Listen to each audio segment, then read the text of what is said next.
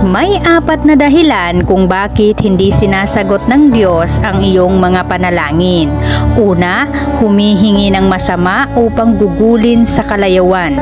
Sinasabi sa Biblia sa Santiago 4 versikulo 3, kayo'y nagsisihingi at hindi kayo nagsisitanggap, sapagkat nagsisihingi kayo ng masama upang gugulin sa inyong mga kalayawan. Hindi natin maluloko ang Diyos, mga kapatid. Alam ng Diyos kung saan natin gagamitin ang mga bagay na ating hinihingi.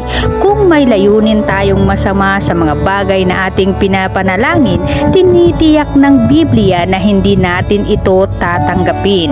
Pangalawa, dahil sa kasalanan. Sinasabi sa Isaiah 59 versikulo 2, ang inyong mga kasalanan ang siyang naglayo sa inyo sa Diyos, at iyon ang dahilan kung bakit niya kayo tinalikuran at ayaw nang makinig sa inyong mga dalangin.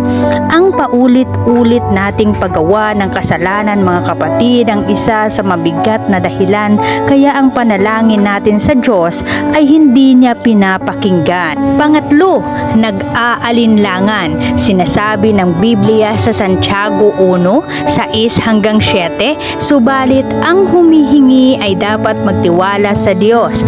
Ang ganitong tao ay hindi dapat umasa na may matatanggap mula sa Panginoon. At ang pang-apat, pamilyang hindi nagkakaunawaan. Sinasabi ng Biblia sa 1 Pedro 3 versikulo 7, kayo namang mga lalaki, unawain ninyo at pakitunguhang mabuti ang inyong asawa, sapagkat sila'y mas mahina at sila'y kasama ninyong tatanggap ng buhay na kaloob ng Diyos. Kapag ginawa ninyo ito, sasagutin ng Diyos ang mga panalangin ninyo.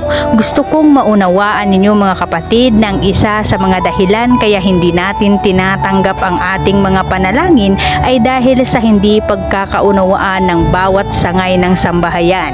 Ito lamang po ang aking verse for today, mga kapatid. Maraming salamat. Amen. God bless.